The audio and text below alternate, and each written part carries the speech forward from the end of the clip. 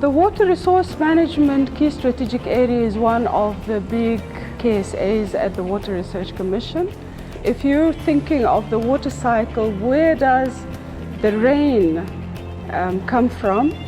The atmospheric conditions, the clouds getting together, the precipitation, how much rainfall, where, how intense, for what duration, where does it fall into on the ground, where on the surface, and how does it translate into runoff on the soil. But how does it also translate in the soil? How thick is the soil? What type of soil it is? How much recharges the groundwater, and how does it go into our rivers? The main focus of this case is try to assess, try to provide better predictability, to predict so that we can help in planning aspects, in decision-making aspects. And within all of that, we try to see who are those people who are making decisions. And those would be our main clients, our main stakeholders.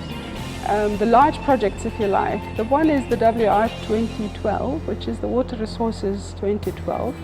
And this is an update of the Water Resources 2005, which is a study. It took about 6 years and a few million rand to assess and to update the latest methodologies for assessing water resources. Everywhere in the world, fresh water is facing a lot of problems. Climate change is an outcome of not local activities, but global activities that influence the amounts of water or lack thereof. So you have more prolonged drought periods, you have more pronounced flooding periods, and those, are very difficult to predict.